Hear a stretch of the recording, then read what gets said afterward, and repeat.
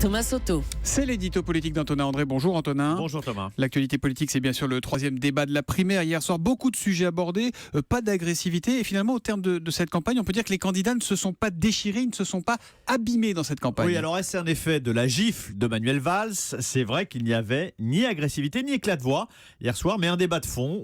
On a vu se dessiner différents projets avec une appartenance commune, la famille de gauche. La gauche de gouvernement, responsable, des valeurs partagées sur la sécurité sociale, on l'a vu, sur la lutte contre la précarité, sur des questions de société aussi, la fin de vie, la lutte pour l'égalité homme-femme ou encore la Syrie. Une divergence majeure à structurer le débat, c'est la question économique autour du revenu universel, toujours défendu par Benoît Hamon, et de la maîtrise des déficits.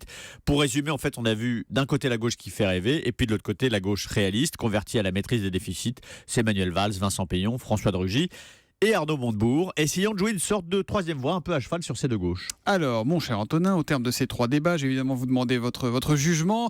Qui en sort le plus à son avantage, dirons-nous? Alors, je ne dis pas que ce seront les vainqueurs de dimanche, attention, mais sur l'ensemble des trois débats, les principaux gagnants sont ceux qui se sont le mieux préparés, et depuis longtemps, c'est assez cohérent finalement. Benoît Hamon, avant ces débats, il souffrait d'un déficit de notoriété. Qui connaissait Monsieur Hamon, sorti du Parti Socialiste? Pas grand monde. Aujourd'hui, tous les Français connaissent le candidat du revenu minimum. Paris gagné pour Benoît Hamon.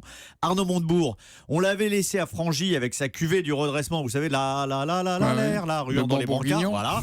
Et on le retrouve sérieux, sans outrance. Il a pris de la hauteur. Montebourg est sorti de l'adolescence et on le découvre adulte, crédible.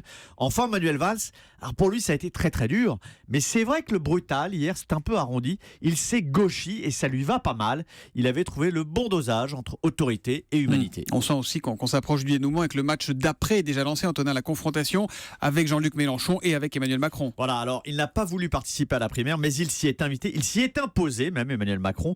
Et d'ailleurs, par son omniprésence, il est un facteur d'unité et de rassemblement des candidats de la primaire. Pourquoi?